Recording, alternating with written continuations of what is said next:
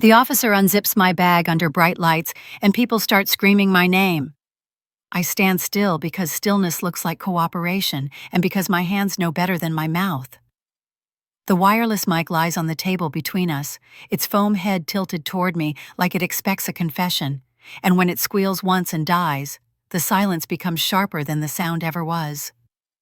I feel the strap burn my palm as I loosen my grip and let the bag rest where they want it, center stage, the way you place something you don't trust but can't ignore. Faces step back and a ripple shoes scrape, a chair leg catches, and phones rise without permission. I keep my eyes on the zipper because looking anywhere else feels like an admission. Someone says my name again louder and I register how quickly a room decides who you are. The officer's gloves flash white and clean under the lights, and the mic's cable snakes across the tabletop, looping toward the podium like a question mark that already knows the answer.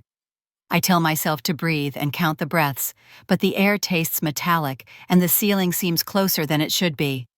A security voice asks for space, not loudly, not kindly, and the request works because authority doesn't need volume when it has witnesses. I don't explain how I got here. I don't explain why the bag feels heavier now than it did a minute ago. I think about the moment before this moment when the room was normal, and the mic was just a tool when applause still meant approval. The lights don't flicker. They commit. The officer lifts the zipper tab with 2 fingers, and the crowd's sound compresses into a tight hiss, like a valve turning. I notice the mic's on-off switch is taped down a detail that shouldn't matter, except everything matters when your life reduces to an object on a table. Someone behind me whispers a word I won't repeat, and another voice tells them to stop, which somehow makes it worse. I taste panic and swallow it, because panic reads as guilt when cameras are hungry. My shoulders square on their own muscle memory, from a job that teaches posture as protection, and I think about how posture can fail you. The officer pauses, glances up, scans the room, and I understand the choreography, even if I didn't consent to it, stage subject proof. The wireless mic is nudged aside to make room, its cable tugging and tugging until it slips off the edge and hangs there swinging once, twice a pendulum measuring something I don't want measured. A security manager with a clipped voice sets a boundary I cannot cross, and the word policy floats like a shield that never belongs to you. I catch my reflection in the polished surface of the table split by glare, and the face looking back at me is calm enough to be suspicious. Someone asks if this is necessary, and the officer says yes without inflection, which tells me necessity has already been decided. My bag opens a breath at a time, teeth-parting fabric sighing, and the smell of the room coffee perfume. Hot lights thickens. I remember choosing this bag because it held everything without complaint, because it looked harmless, because it belonged. The mic swings again and taps the podium with a soft knock, and the sound travels farther than it should. I feel the crowd lean a collective muscle flex, and I brace because the leaning always precedes the push. A hand gestures me back another step and I take it because the alternative is worse. My heart knocks against my ribs like it wants out, and I give it no exit. The officer's wrist turns, the zipper slides, and the opening widens just enough for imagination to rush in first. I think about how quickly a story outruns facts, how a scream can crown a truth before it's earned. Someone shouts to close it, someone else shouts to open it, and the 2 commands cancel each other out, leaving me in the middle of a sentence no one will finish for me. The mic's red light flickers and goes dark again, and I wonder who taped it and why, and whether that question will matter when this one is done. In that second, the room decides I am dangerous before anyone knows why. The officer lifts something inside the bag without lifting it out, a gesture that feels like a warning, and the crowd answers with a sound that isn't words, isn't fear exactly, but a recognition that their afternoon has turned into a story. I tell myself that procedures protect everyone, that the light is neutral, that truth doesn't need theater, and each reassurance lands wrong. The bag sags, the zipper stops, and time stretches thin enough to tear. The security manager speaks again, slower now, and the officer nods, and I understand that whatever happens next will happen in front of all of them. The mic goes quiet, and the room waits for me to break first. I'm Lauren Whitfield, 29, a nonprofit fundraiser from Denver, Colorado. I had arrived early because early feels like control, and control is the quiet promise you make yourself when you live in rooms that expect you to perform. The venue key card warmed in my pocket as I moved through back hallways, the plastic edge rubbing my thumb raw in a way that usually calmed me. The staff greeted me with nods that said routine, and I answered with smiles that said competent, and the bag rested on my shoulder, like it always did, a familiar weight that never asked questions. The key card clicked, doors released, and the building unfolded in practice sections, carpeted quiet concrete utility. Then the soft glow where donors would gather later. I checked signage, straightened a tablecloth, and tested sightlines the way I always did, because the work was about making everything look effortless. The bag bumped my hip when I bent to tape a cord, and I adjusted the strap without thinking. The lights hummed overhead, and the room smelled faintly of citrus cleaner and coffee that hadn't finished brewing. I remember thinking how easy it is to trust a place that hands you access, how quickly a keycard becomes an extension of your body. Evan Brooks waved from across the room, watch flashing, as he gestured me over, and we traded small talk that never stuck to anything important. He asked if I needed help, and I said no, because no is a habit you learn when you're expected to manage. The bag shifted when I set it down near the riser to free both hands, and I noticed briefly that it felt off balance like a grocery bag when one side carries glass. I told myself it was the extra programs I'd added, last-minute paperweight multiplying without consent. The venue breathed as it woke, doors opening and closing, voices testing volume, the sound of a chair leg scraping and being corrected. I tapped the keycard again to unlock a storage room, and the beep was clean, affirmative, the kind of sound that reassures you that systems are working. Inside, I counted supplies and made a note to bring more water up front, because thirst always arrives before speeches do. The bag waited outside the door where I'd left it, exactly where I expected, and the relief I felt was disproportionate, which should have warned me. I slung it back onto my shoulder and felt the strap bite deeper than usual, the fabric pressing in a way that made my shoulder tense. The thought passed too heavy, and I brushed it away because the day had no room for superstition. I crossed paths with the security guard who nodded and asked if everything was set, and I said yes, because yes keeps you moving. The bag's zipper brushed my wrist as I walked, a soft rasp that followed me down the hall, and I tightened my grip out of habit. The keycard lived in my hand, now warm and slick, my thumb worrying the edge while I ran through the schedule in my head. Evan reappeared with a sponsor, and introductions happened with the kind of ease that feels earned until it isn't.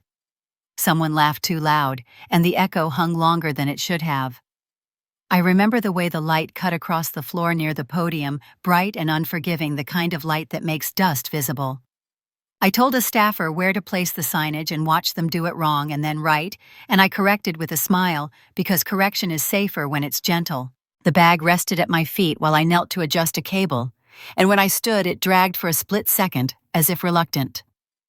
The bag feels heavier than it should. I didn't say it aloud.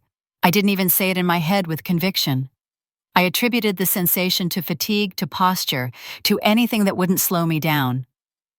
The venue keycard slid back into my pocket, and I felt the small comfort of knowing it would open what I needed opened. Evan asked if I could hold on to something for him for a moment, and I said sure, without listening to what the something was, because trust often enters disguised as efficiency. He set a folder on the riser and thanked me, and I watched him walk away. Watch catching the light again, and I thought nothing of it, because nothing is the default setting of busy people. The bag bumped the riser edge when I turned, and I repositioned it closer to the table, out of the way. A voice on the radio crackled somewhere, and the word policy drifted through the air without attaching to anyone. I checked my phone and put it face down, because the habit of turning screens away feels like professionalism. The room began to fill with early arrivals, footsteps multiplying, the murmur growing layers. I greeted donors by name, accepted compliments with practiced deflection, and answered questions that were really requests for reassurance. The bag stayed where I left it, a dark, quiet presence against the neutral floor. I remember thinking about how objects behave when they're unattended, how they wait. The keycard pressed against my thigh as I moved, a reminder that access is always conditional. Someone asked where to find the restrooms, and I pointed, and the direction felt solid, reliable. When I came back to the front, the bag wasn't exactly where it had been, just a few inches closer to the table, enough to be nothing, enough to be something if you were looking for it. I wasn't looking. I was counting chairs and checking the mic level and reminding myself to breathe. The light over the podium brightened, and the dust danced, and the room leaned into readiness. I told myself weight is subjective, that routine forgives small misalignments. A staffer asked me to step aside for a moment to review a seating issue, and I did, leaving the bag, because leaving things is how work gets done. The keycard clicked again. Another door opened, and the hallway swallowed us briefly before returning us to the light. When I stepped back into the room, the bag was there, the same shape, the same strap, waiting in a way that felt patient. I lifted it and felt the familiar burn in my palm, sharper now, insistent, and I ignored it, because ignoring has always worked for me until it doesn't. I walk back into the light carrying trust, unaware it has already been borrowed. By the time suspicion found me, it did not arrive as an accusation, but as a series of glances that failed to complete themselves. I moved through the room with the folded guest list pressed against my palm, the paper warm from being handled too often, names creased into thirds like private agreements. I had printed it that morning and folded it myself, a small ritual that usually steadied me, but now the paper felt thin, inadequate, as if it could tear under the weight of attention. People spoke to me in half sentences, pausing before my name, finishing with a nod that said later, not now. I told myself this was normal, that rooms always tighten before they fill, that early nerves create patterns where none exist. I checked off arrivals with a pen that clicked too loud, and each click drew eyes I hadn't earned. The bag stayed near the table within reach, and I kept my body angled toward it without realizing I was guarding anything. A donor asked a question, and I answered it correctly, and still their gaze slid past me to the bag and back, as if the answer had come from the wrong place. The security guard near the entrance adjusted his stance weight, shifting heel to toe, a rhythm that matched the music testing through the speakers. I noticed how his radio cord caught the light, how his eyes flicked down and then away when I looked up. Someone behind the riser whispered, and the whisper traveled faster than it should have. I marked another name on the list and felt the paper resist the fold, refusing to flatten a stubborn ridge that would not smooth. Evan crossed the room with the sponsor in tow, and when he saw me, his smile held a fraction too long before he reached his eyes. He asked if everything was okay, and the question was fine, but his hand hovered near the table instead of gesturing outward like it usually did. I said yes, because yes was still available to me then. The bag's strap brushed my wrist as I moved, and I adjusted it with my elbow, a small correction that drew a small silence. The light over the podium brightened, and dust lifted, and the room's edges sharpened. I heard my name again, softer this time, and I turned to find no one directly addressing me. The guest list crackled when I folded it tighter, and the sound felt amplified, a confession disguised as paper. A volunteer asked where to seat someone whose name wasn't on the list, and I hesitated longer than necessary, scanning for a reason that would satisfy everyone watching. The security guard took a step closer, not toward me exactly, but toward the space I occupied, and the distinction mattered until it didn't. I told myself that vigilance looks like suspicion from the wrong angle, that my job was to keep the machine moving. I walked the perimeter and felt eyes follow, not openly, not yet, but enough to raise the hairs along my arms. The bag remained where it was, unchanged, ordinary, and the ordinariness began to feel like a performance. Someone asked to see the list, and I handed it over, fingers lingering on the crease as if to say, "Remember me." They scanned it quickly, lips moving, then paused at a name I had checked twice. The pause stretched. The room inhaled.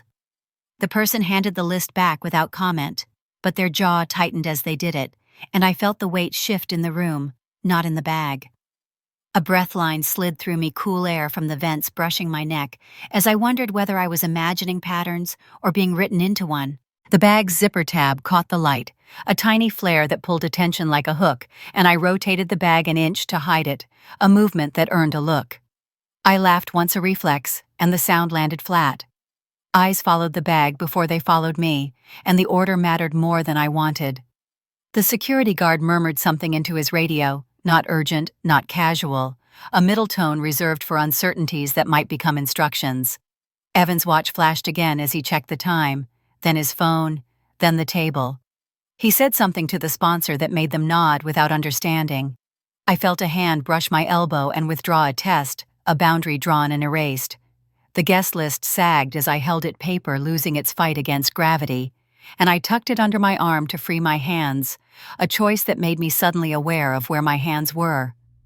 Someone asked if we were on schedule, and I said yes, because the schedule was the last thing still behaving. The lights hummed, the music swelled and dipped, and the room learned a new posture, angled toward waiting. I noticed how conversations shortened when I approached, how laughter recalibrated to a safer pitch. The bag did not move, and yet it seemed closer, as if the floor itself were inclined. I told myself not to touch it, then told myself touching would look worse, then told myself thinking about how things look is how you lose time. The security guard cleared his throat, a small sound that cut through everything, and asked if I could come here for a moment, just to the side. The words were polite. The request was not optional. I nodded and took one step, then another, the guest list sliding free and dropping to the table with a sound like surrender. The paper lay open, names exposed, and no one reached to fold it. The bag stayed where it was, center of the room's attention, and I felt the first clean line of fear trace itself along my spine, precise and unemotional. They asked me to step aside, and the room answered by stepping away. The room turned public in the way rooms do, when a decision stops pretending to be private. They guided me toward the glass podium, not by touching me, but by touching the air around me. Palms open, angles closed, and I walked because walking was still something I controlled. The podium stood clear and reflective, edges sharp, a surface designed to show nothing except what you put on it. And when they placed my bag beside it, the reflection doubled. Everything making one bag look like two. People gathered without being asked, chairs scraping shoes, aligning into rows that felt accidental until they weren't. The security manager, Caleb Morris, took position just off to the side, his stance balanced between hospitality and enforcement, and he asked the room for patience in a voice that sounded practiced. I could feel the heat from the lights on my cheeks, could hear the low hiss of the HVAC fighting the crowd's breath. A woman near the front lifted her phone and then lowered it when a glance from security suggested she might want to remember policy. Someone whispered from table row C, a sharp syllable that cut cleanly, and another voice answered it with a gasp. The bag rested on the podium's base, not yet opened again, not yet anything except the center of gravity. I stood with my hands visible because visibility reads as compliance, and compliance reads as innocence until it doesn't. Caleb asked me to confirm my name, my role, and I did, voice steady, words landing on the glass and sliding off. The officer nearby nodded, taking notes I couldn't see, and a few people leaned closer, as if proximity could substitute for knowledge. A man in the second row said he'd seen someone move the bag earlier, said it confidently, said it without looking at me, and the confidence mattered more than accuracy. A woman near the podium added that she'd noticed the bag looked different when it came back heavier, she thought, and the word heavier rippled outward, attaching itself to glances and murmurs. I wanted to answer all of it at once, to stack explanations into a wall, but Caleb raised a hand and the room obeyed him. He asked for one voice at a time, and the order he imposed made the chaos look reasonable. I felt the glass under my fingertips when I rested my hand against the podium to steady myself, the surface cold and unforgiving smudges from earlier speakers ghosting beneath my palm. The officer asked me to describe where the bag had been, and I did, tracing a path with words, while the crowd traced a story with eyes. Someone laughed a nervous sound that died quickly, and someone else told them to stop. The bag's zipper glinted, and I resisted the urge to touch it to reclaim a thing that had become a symbol. Caleb asked if anyone else had information, and a hand went up near table row F, the owner of it leaning forward to say she'd seen a man set something down near the podium while I was gone. Maybe a folder? Maybe not. She wasn't sure. The uncertainty didn't matter. The fact of speaking did. The officer noted it, and the room recalibrated, attention shifting from me to the space around me and back again. I could hear my heartbeat in my ears, steady but loud, and I focused on keeping it from climbing into my throat. The podium reflected the lights in a way that made the glass look cracked, even when it wasn't a trick of glare that felt personal. Caleb asked the crowd to step back another foot, and they did, the movement synchronized enough to feel rehearsed. I thought about how quickly people learn choreography when fear provides the beat. The officer asked if I consented to a further check, and the word consent landed heavy, a reminder that choice narrows under observation. I said yes because no would have sounded like resistance, and resistance would have sounded like admission. The woman from table row C said something else softer now about how the bag hadn't been there before, about how she'd noticed the space was clear when she sat down, and heads nodded the nods, adding weight. Under the glass lights, strangers built certainty faster than facts could arrive. The officer's radio crackled a low sound that traveled across the podium and into the room, and the sound drew a line between then and now. Caleb asked everyone to remain calm, to remember this was a process, and the word process did the work of soothing without promising anything. A man near the back asked if they were safe, and the officer said there was no immediate threat, which somehow increased the tension. The bag remained unopened, an object of projection, and I realized that what frightened people most was not knowing what they were allowed to imagine. I kept my gaze level, meeting eyes when they met mine, letting some slide away when they didn't. The podium creaked slightly when someone leaned against it, a reminder that even glass has limits. Caleb asked me to step half a pace to the left, and I did, my reflection shifting with me doubling the motion. The officer thanked the witnesses for speaking up, his tone neutral, and I watched relief cross a few faces, as if they'd done their civic duty. A phone buzzed somewhere, quickly silenced, and the room leaned again. I felt the narrative moving without me assembling itself from fragments and volume, and I knew that once assembled, it would resist revision. The bag's strap slid an inch, gravity asserting itself, and I caught it with 2 fingers before it fell, a reflex that drew a murmur. Caleb's eyes flicked to my hand and back to the room, a calculation I couldn't read. The officer asked me to keep my hands visible, and I complied, palms open, the glass cold against my skin. I wanted to ask when this would end, but the question would have sounded like impatience, and impatience would have sounded like guilt. The crowd settled into a quiet that felt provisional, like a held breath waiting for permission to release. The podium became a stage, and my bag its unwilling exhibit. After the glass podium and the witnesses, the story moved indoors into a quieter room, where consequences sounded like policy instead of panic. They asked me to sit at a narrow table with scuffed edges, and the sealed legal envelope waited there, already centered and squared, as if it had chosen the spot. The room smelled faintly of toner and disinfectant, and the overhead light hummed with the confidence of offices that believe in procedure. Marissa Chen introduced herself without ceremony, voice-level, eyes attentive but unsentimental, and told me she was here to explain options, not to promise outcomes. I nodded, because nodding keeps conversations moving. The officer stood near the door, posture relaxed in a way that signaled permanence, and Caleb hovered by the wall. His attention split between the hallway and the table. The envelope was heavier than paper should be. Its flap tucked cleanly, a strip of red tape running across it like a boundary you don't cross without consequences. Marissa slid it toward me without touching it again, letting the friction of the table do the work, and said it contained a printout tied to the venue's systems, something that needed to be discussed before anything else happened. She spoke as if this were a weather update. I asked what kind of printout, and she said an email confirmation forwarded internally, flagged for review with a location tag that placed it in the back office queue. The words landed in order neat and dangerous. I thought about the way emails look harmless until you read them in the wrong room.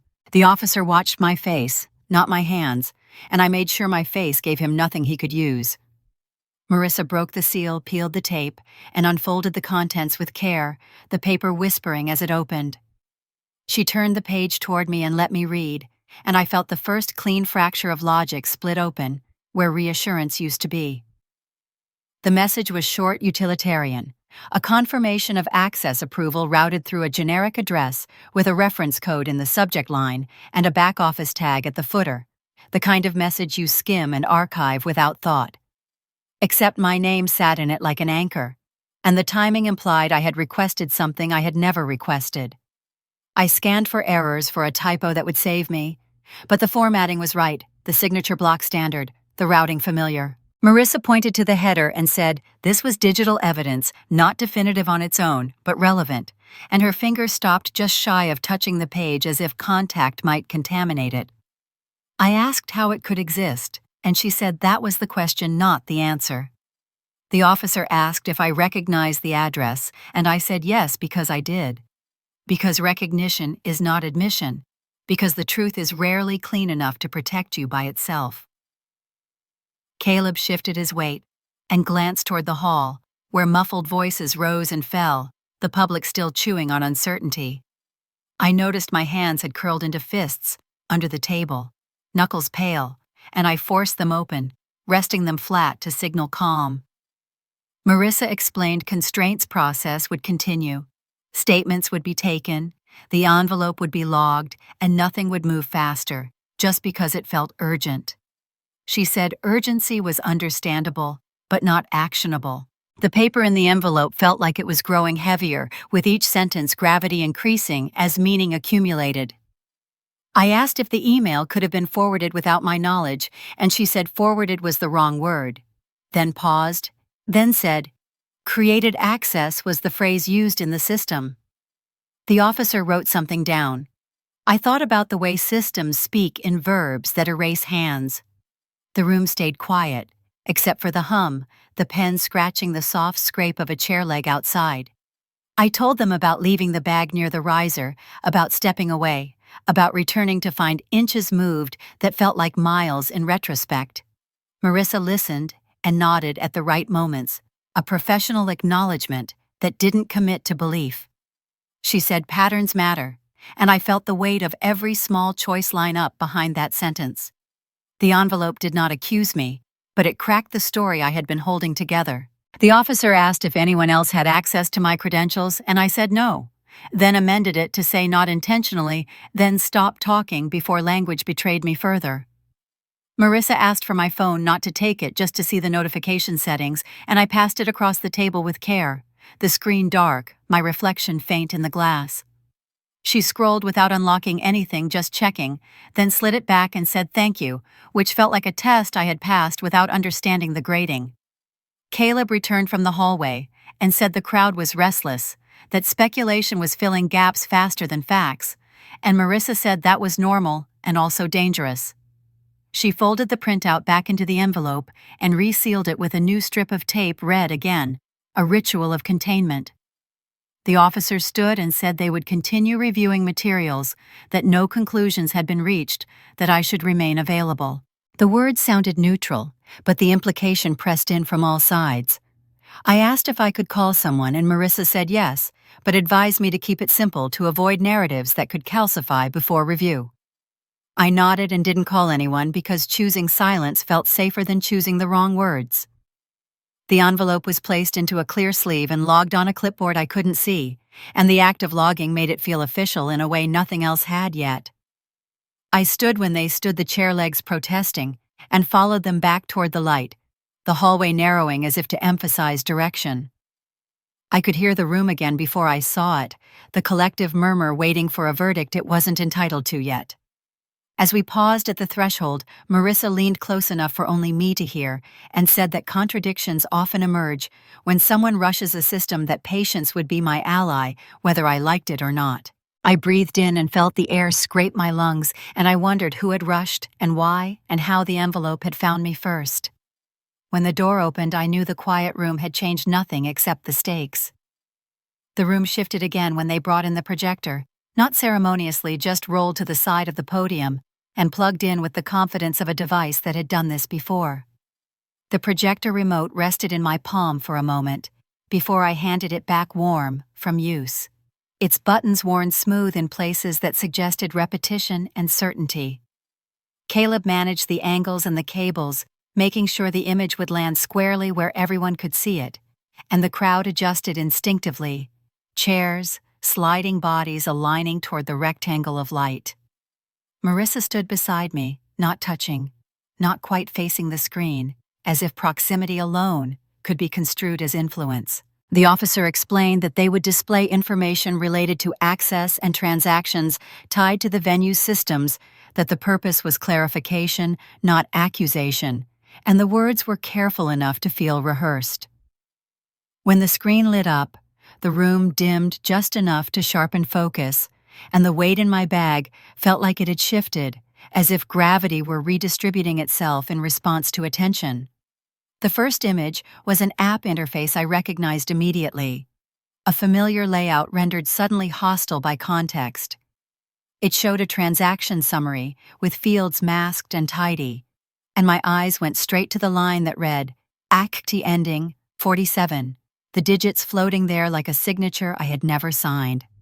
Marissa said this was financial evidence, indirect but relevant, and that it indicated a transaction routed through a payment tool associated with temporary access privileges. She pointed to the date field without naming it, reminding everyone that systems record sequences even when people forget motives. I felt heat rise along my neck and forced it down because heat looks like guilt under bright lights. The officer asked if I recognized the app, and I said yes because denial would have sounded theatrical. I said I had never initiated that transaction, and the words fell into the room like objects you could trip over. Someone in the front row leaned forward, eyes narrowing, and someone else whispered the digits, as if repeating them could unlock something. The projector remote clicked softly as Caleb advanced to the next screen, and the click echoed louder than it should have.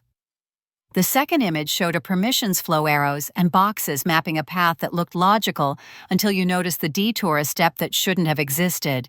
Marissa explained that the transaction did not transfer funds to me, that it created a temporary linkage, a way to move something through a system, without leaving a typical trail.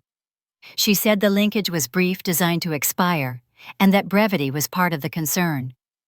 The room absorbed this in uneven waves, some faces tightening, others smoothing out, as relief found new targets.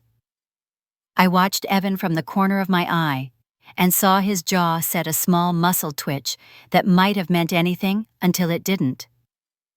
He didn't look at the screen. He looked at the floor, then at the door, then back at the table where my bag waited. The bag felt heavier than before, a familiar wrongness, now sharpened by numbers and arrows. The weight shifts when the truth is projected. The phrase landed in my mind without permission, a description rather than a thought. And I understood then that the object had been carrying more than contents. It had been carrying intent. Marissa asked Caleb to freeze the image, and he did, the remote obedient, the screen holding still.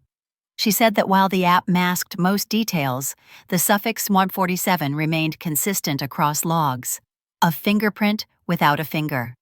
The officer noted that consistency allowed repeating it so the room could hear, so the room could remember. I felt the crowd recalibrate again, suspicion sliding away from me in increments not gone but redistributed. Someone asked how a transaction like that could occur without the account holder's action, and Marissa said, systems are only as honest as the hands that know how to speak to them. The answer drew a murmur that sounded like understanding, pretending to be certainty. Caleb advanced the screen again, showing a timeline stripped of dates, just sequence boxes lighting up, in order a story told without adjectives. The officer asked me where my phone had been during the window indicated, and I said in my pocket face down because that was true, and because truth felt safer when it was specific. Marissa added that there was no indication of device interaction from my end, that the transaction originated elsewhere, routed through credentials that did not belong to me, but touched my name long enough to implicate me. The crowd reacted to this with a sound that was almost relief, almost disappointment, and the almosts mattered. Evan shifted his weight again, and this time his watch did not catch the light. The projector hummed a steady sound that grounded the room, and I realized my hands had stopped shaking. The bag sat unchanged, but the story around it was bending the weight moving from my shoulders to someone else's. The officer asked if anyone had questions, and a few rose and fell cautious now, less accusatory. Someone asked if this meant I was cleared, and the officer said the review was ongoing, but that the information presented altered the working assumptions. The words working assumptions felt like a door opening. The numbers refused to line up with the story they had given me. Marissa leaned toward me and said quietly that this was the pivot, that contradictions like this force choices from people who rely on momentum. I nodded, feeling the room's attention shift from my posture to the screen, from my face to the diagram. The projector remote clicked again, advancing to a final summary, and the act ending. 47 appeared once more, small and stubborn. Caleb dimmed the light slightly to reduce glare, a courtesy that felt like a concession. The officer thanked everyone for their patience and said they would continue with further verification, that logs would be cross-referenced, that additional records would be reviewed. The language was procedural, but the effect was decisive. The room exhaled. I realized then that my bag had become a witness, an object that had carried a lie long enough to expose it. The weight I had felt was not mass, but consequence, and now that consequence was finding a new place to land. When the projector went dark, certainty shifted away from me and did not return. The mood after the projection was not relief, but recalibration, a room learning a new balance without admitting it had been wrong. Security issued wristbands to staff and witnesses as a containment measure. Thin vinyl bands snapped around wrists with practiced speed, and when one brushed my skin, the contact felt both protective and limiting. The security wristband was a small thing, color-coded and numbered, but it announced a shift movement would be tracked. Now access ration stories slowed. Caleb explained it calmly, voice steady as if the bands were a courtesy rather than a constraint, and people accepted them because order is persuasive when chaos has been close. The bag remained near the podium, untouched, its presence quieter now that numbers had spoken, and the room's attention spread outward, looking for the next anchor. Marissa asked to see the venue's internal log related to temporary access and staffing adjustments, and Caleb nodded, already reaching for a binder kept behind the desk, the kind of binder that lives where problems wait. The binder opened to a page marked with a tab, and the paper inside bore the dull authority of routine record-keeping names, roles, check-in notes, a reference code printed at the margin, and a location line that read, "Service corridor without flourish." The officer leaned in, scanning without comment, and Marissa asked for permission to photograph the page, not to publish, just to preserve sequence. Permission was granted, and the phone camera clicked once, quiet and final. The log showed a shift adjustment that hadn't been announced, an extra credential issued under a generic role title, time ordered, but motive absent, and the absence did more work than an explanation would have. I felt the wristband tighten as my hand flexed vinyl, resisting skin, and I realized how easily small controls can feel like safety when they are evenly applied. Evan stood near the edge of the room, wrist bare at first, then banded after a reminder, his compliance a fraction slower than before. He joked lightly about the color, tried to make it a badge of inclusion, and the joke landed thin. The officer asked who authorized the adjustment, and Caleb said the log pointed to a supervisor review that hadn't been completed, a placeholder left in place longer than policy allowed. Marissa asked whether that gap was common, and Caleb said no, not without cause. The room leaned again, less dramatically, more precisely, as if curiosity had learned restraint. I watched Evan's face while the words "supervisor review" hung there. Watched how his eyes avoided the binder and found the exit. Instead, watched how his shoulders lifted and settled like a breath he hadn't planned to take. The wristbands rustled as people shifted, a soft chorus of plastic against fabric, and the sound made the space feel temporary, provisional. Marissa pointed to the reference code and said it matched an internal memo trail she had seen earlier in another case, not this one, but similar enough to raise a question. The officer asked for the memo, and Caleb said he would retrieve it, that it might take a few minutes because it lived in a different system. Minutes felt longer now, heavier, as if time had weight too. The weight shifts when the truth is projected. The phrase returned not as relief, but as instruction, and I understood that momentum had changed owners. A volunteer asked quietly whether they could leave, and the officer said yes. Once banded staff escorted them out through the service corridor, a courtesy framed as safety. The escort moved smoothly, wristbands guiding flow, and the room thinned without dispersing. Marissa asked me to recount the moment Evan asked me to hold on to something earlier, and I did, careful with verbs, precise with sequence, naming nothing I could not support. Evan interjected once, saying it was nothing, that he had just set a folder down, and Marissa nodded and asked what color the folder was. He hesitated, then answered, and the hesitation registered like a mark in the margin. The officer wrote it down. The binder page stayed open, reference code exposed, and I noticed how paper records do not blush when stared at. Caleb returned with a printed log supplement stapled and squared, explaining that it showed badge issuance aligned with wristband numbers, a cross-check meant to close loops. The officer compared numbers silently. Marissa traced the columns with her finger without touching the ink, mapping a path that led away from me in small, undeniable steps. The log didn't prove intent, but it narrowed the field with ruthless patience. The room absorbed that the way people absorb weather reports when they realize the storm will miss their street. Evan's phone buzzed once, twice, and he silenced it too quickly, a reflex that drew a glance from the officer. The wristbands continued to whisper as people adjusted, and the whisper felt like a metronome setting a slower pace. Marissa said this evidence established a pressure escalator, not a conclusion, that it justified deeper review and preserved rights for everyone involved. The officer agreed and said additional records would be requested, including CCTV correlations and access badge scans, seeded earlier and now actionable. The word actionable landed with weight. Evan said he needed some air, and the officer said not yet, not without accompaniment, and the difference between request and permission became visible. I felt my own wristband again, a reminder that constraint can be shared without being equal. The bag remained untouched, a silent witness to a conversation that no longer required it to speak. I noticed that no one was looking at me now. They were looking at the binder, the numbers, the margins where intent hides. The officer asked if there were any objections to proceeding with the next steps, and there were none, only nods and the quiet acceptance of sequence. Marissa leaned toward me and said softly that this was the reversal setup, that pressure reveals habits and habits reveal authorship. I nodded, understanding that patience was no longer passive. It was a lever.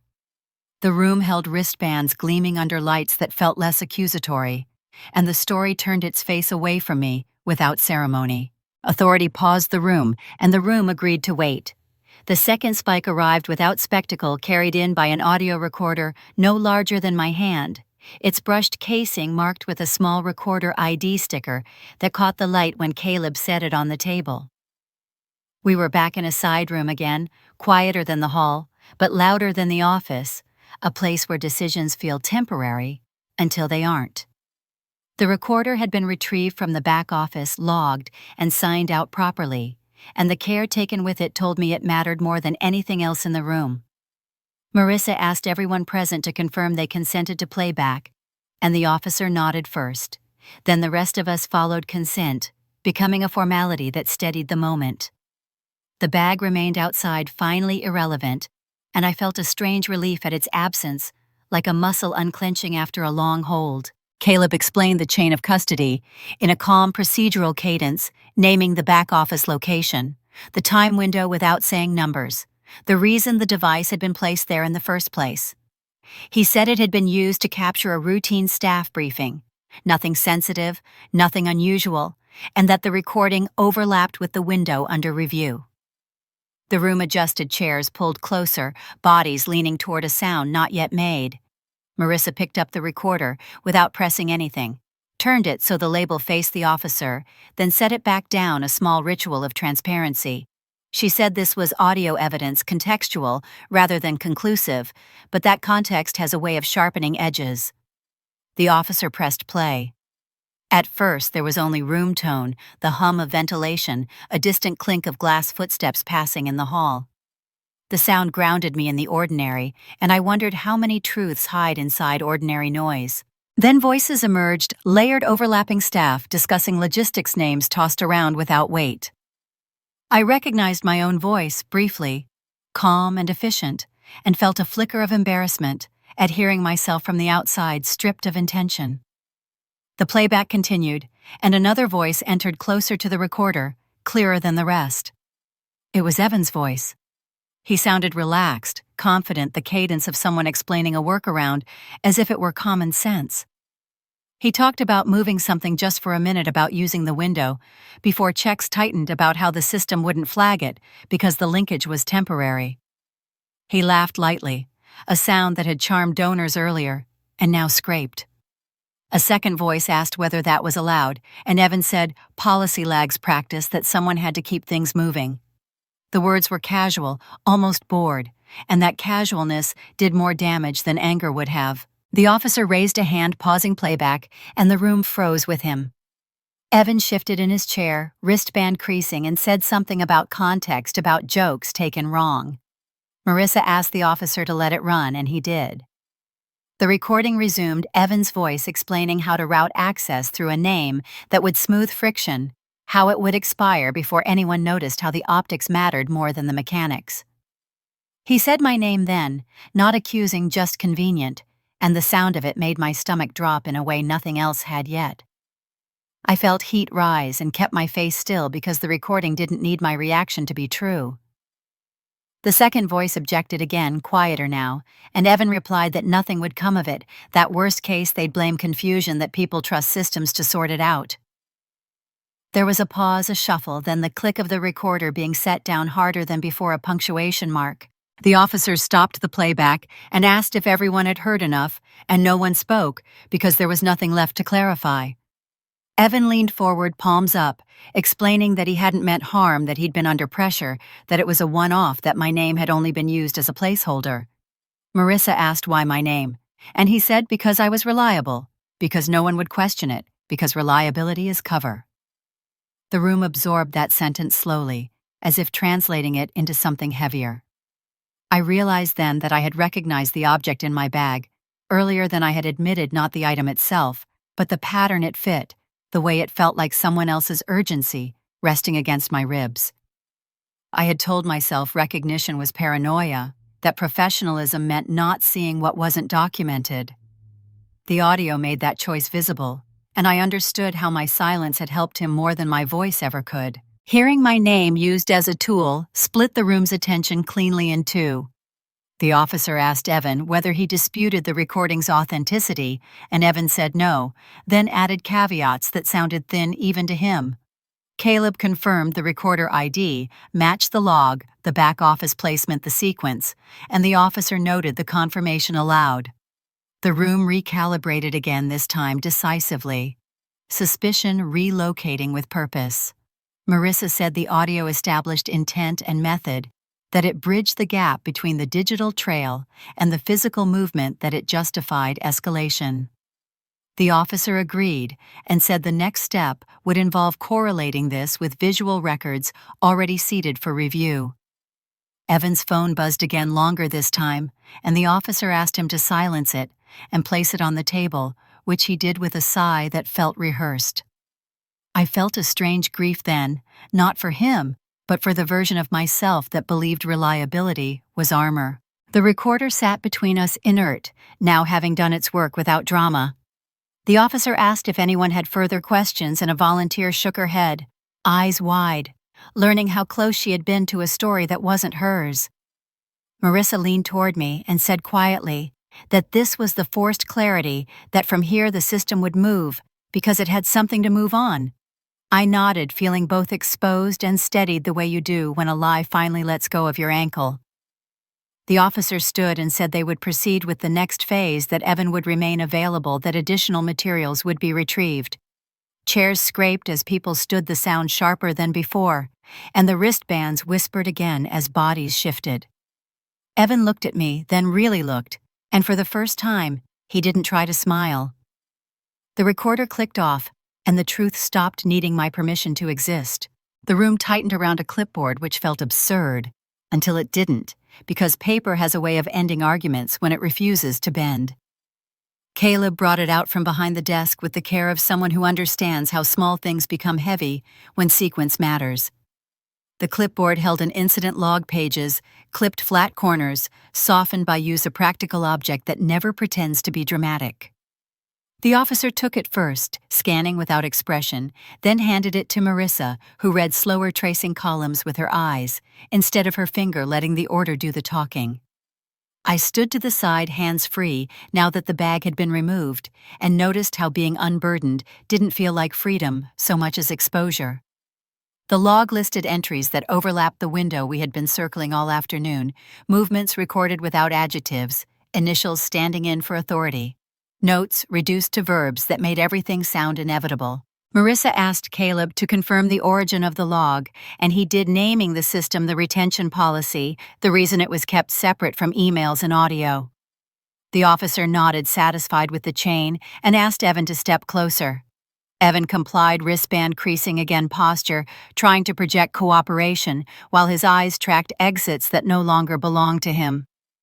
Marissa read an entry aloud that referenced a brief interruption near the riser, a pause that matched the moment I had been called away, and then another entry that documented a handoff of materials under a generic role. The handwriting was tidy, the kind that suggests habit rather than stress, and that steadiness undercut every excuse Evan had tried to assemble. He interjected, saying logs can be wrong, that people forget to update fields, that abbreviations hide nuance. Marissa agreed in principle, and then turned the page, letting the next line answer him. The log showed a correction made later, initialed and time-ordered in sequence, without numbers, a small amendment that closed a loop he needed left open.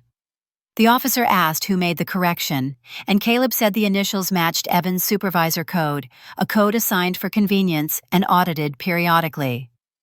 Evan said that didn't prove intent, that he was cleaning up after a hectic morning, that everyone cuts corners. The officer wrote something down, not looking up, and asked Evan why his phone had been placed face down on the table earlier when playback began. Evan said habit, then said privacy, then stopped talking. The room watched the clipboard instead of him now, because paper doesn't flinch. I noticed how the incident log referenced the same reference code Marissa had flagged earlier, the characters repeating across systems like a refrain, and how the repetition made coincidence implausible without needing to say so. Caleb confirmed that the code appeared only once elsewhere, tied to a temporary credential issuance that should have expired sooner than it did. The officer asked whether any other staff had authority to extend that window, and Caleb said yes, technically, but policy required documentation, which the log did not show. Evan said policy is guidance, not law, and Marissa replied that guidance becomes law when it's written down and followed, and the log showed one and not the other. I felt a strange calm settle, not relief exactly, but alignment, as if the room had found its axis. The clipboard moved from hand to hand, each transfer slower than the last, like a relay nearing its end. The officer asked Evan if he wanted to add anything to the record, and Evan began a sentence that dissolved halfway through, words piling without direction. He said he had been trying to help, that deadlines compressed judgment, that nothing had actually happened. Marissa said something had happened because the system had reacted, because people had been frightened, because my name had been used as friction-reducing lubricant in a process that assumed consent where none existed. The log sat open to the page that mattered, ink, unembellished margins clean, and I understood how authority prefers quiet evidence because it doesn't need applause. Someone in the room shifted the vinyl wristbands, whispering again, and the sound felt like a countdown without numbers. The officer asked Caleb to retrieve the corresponding camera stills that had been cued earlier, not to show them yet, just to confirm availability, and Caleb nodded, already moving. Evan tried to say something about context again, about jokes and pressure and trust, and Marissa cut him off gently, saying, "Trust is not transferable without permission." The officer asked Evan to place his phone into a small evidence sleeve on the table, and Evan did slower than necessary, fingers lingering, as if touch could change what the device had already recorded. I watched the sleeve seal and thought about how containment can be merciful when it arrives on time. The clipboard returned to the officer, who closed it, not with finality, but with intent, and said the review had reached a point where a decision was required. He explained that based on the incident log, the audio recording, and the financial linkage, there was sufficient cause to proceed with formal action. He said this without raising his voice, and the room leaned in anyway. Evan exhaled a sound like surrender, trying to disguise itself as fatigue, and nodded once. The officer asked him to stand, then asked him to turn, then guided him a step away from the table, not forcefully, not theatrically, just enough to mark a boundary. The clipboard closed, and with it the last place his explanation could hide. Marissa told me quietly that this was the cornering evidence, the kind that doesn't accuse loudly but leaves no exits, and I believed her because the room had already accepted it.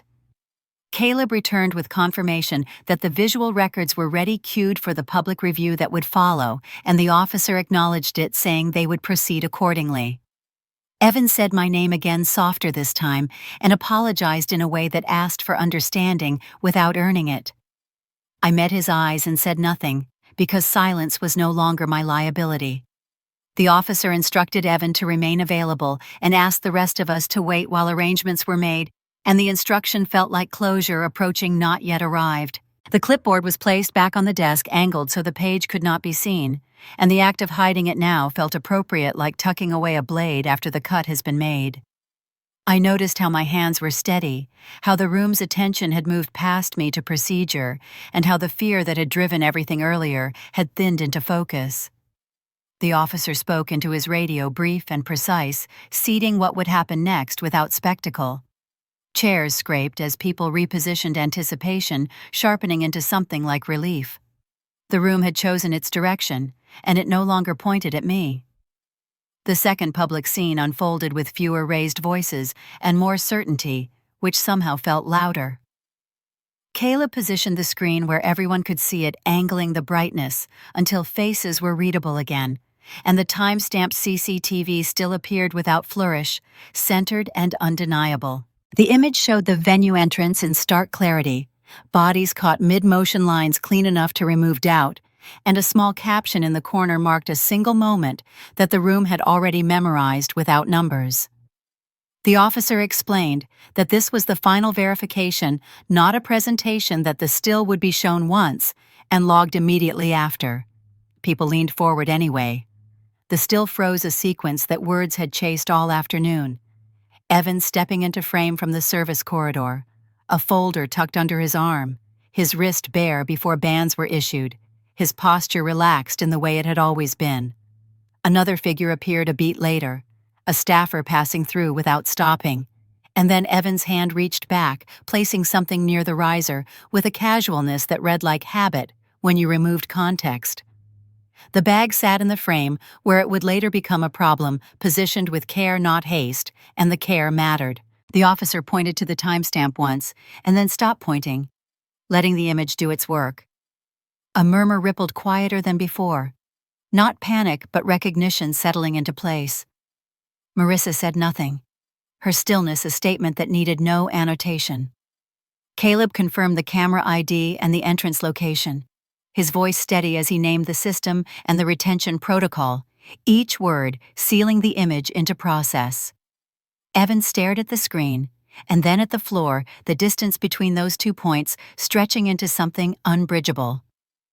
The officer asked if anyone disputed the authenticity of the still, and no one did, because dispute requires hope, and hope had already spent itself. A woman in the front row covered her mouth with her hand, not out of fear, but out of the instinct to contain sound when meaning arrives. The officer said the still corroborated the incident log, and the audio recording that sequence had been established, and that the purpose of showing it publicly was closure, not humiliation. The word closure landed carefully, a promise that authority keeps only when it can.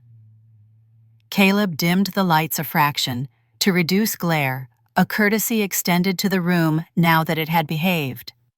The bag was brought back briefly, not as an exhibit, but as an object to be logged, and the still made clear what the bag could not intent had direction. The officer stepped forward, posture changing just enough to mark the moment, and asked Evan to stand. Evan did slower than before, his chair legs scraping a sound that echoed longer than any scream earlier had.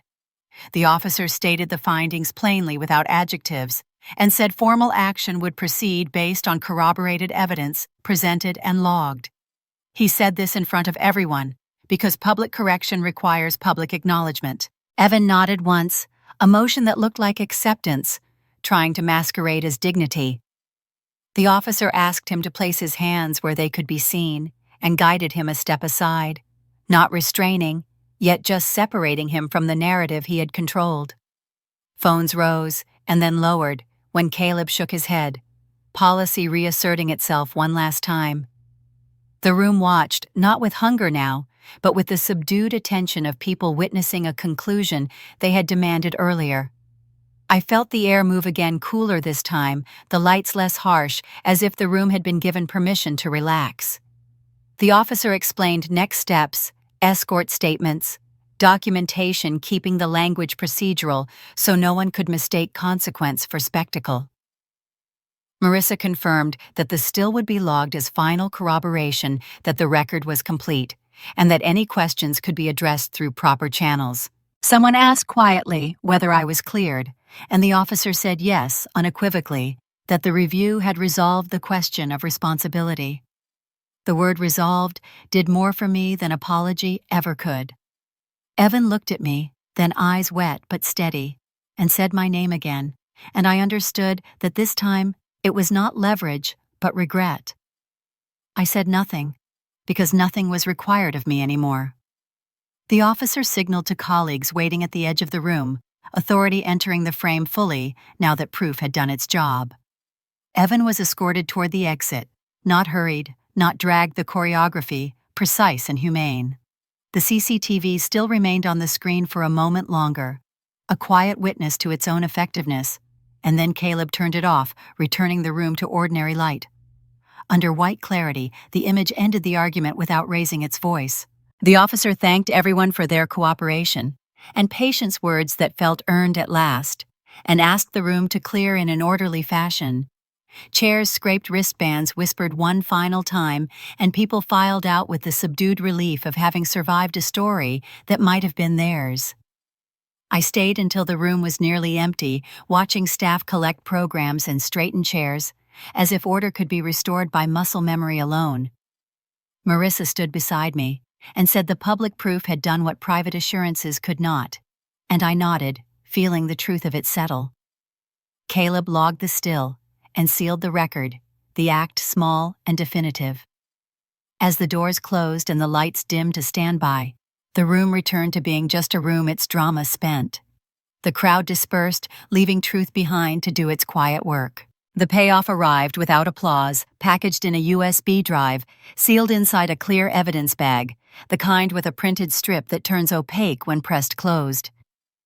The officer held it up just long enough for the room to register what had changed, then set it down and began the language of next steps, measured and final.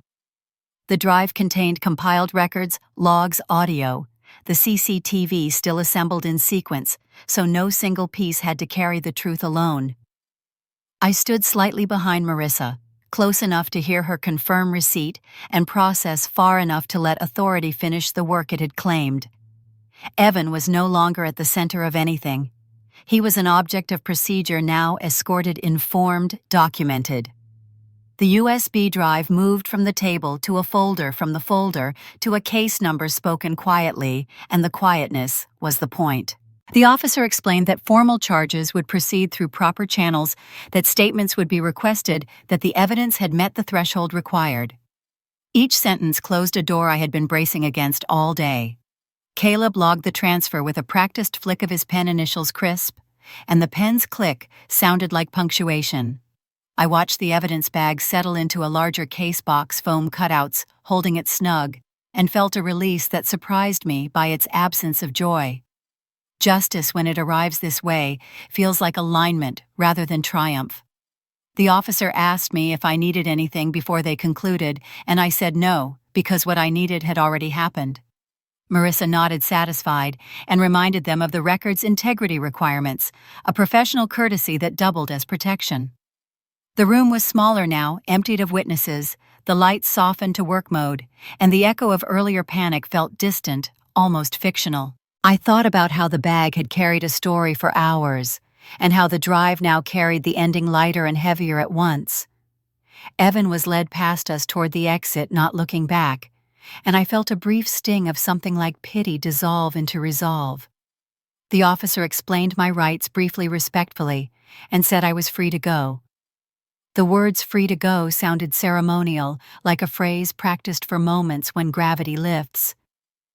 I gathered my things, noticing how my hands moved without tremor, and thanked the staff who remained gratitude, landing cleanly, now that it wasn't defensive.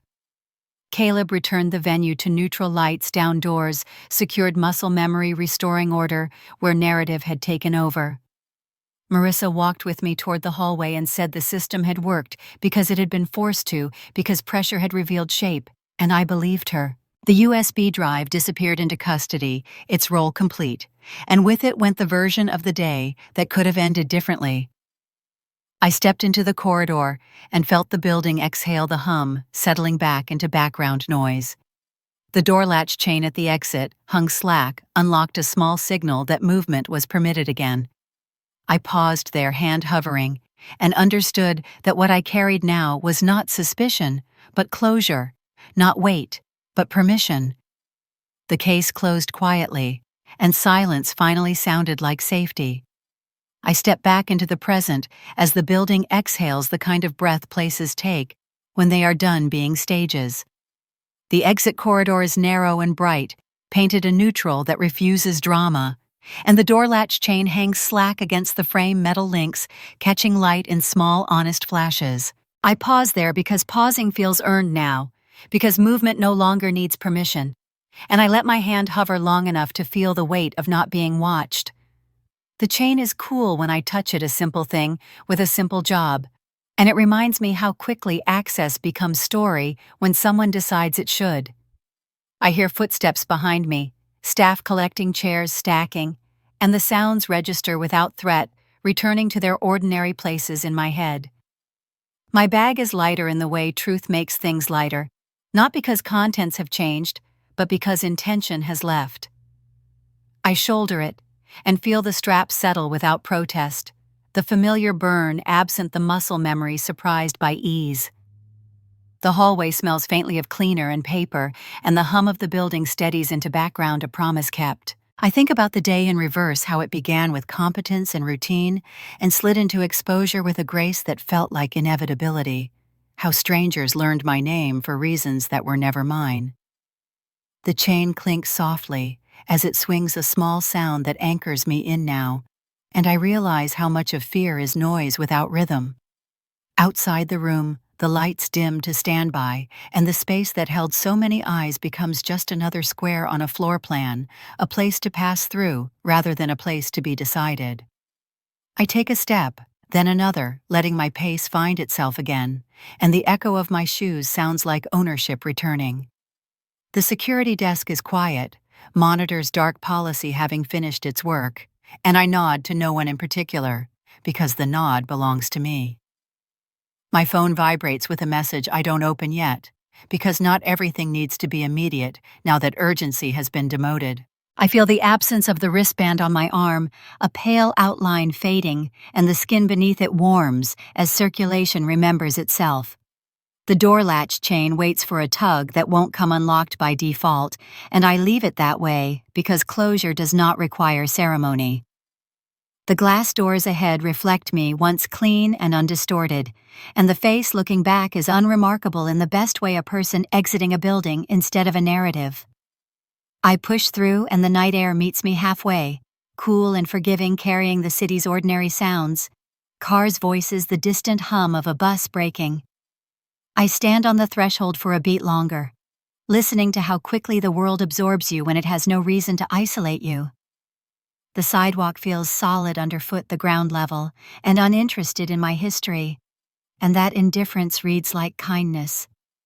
I think about reliability, how I wore it like armor, and learned too late that armor attracts blows when someone wants cover. I think about silence, how it protected me until it didn't, and how speaking at the right time mattered less than letting the right thing speak.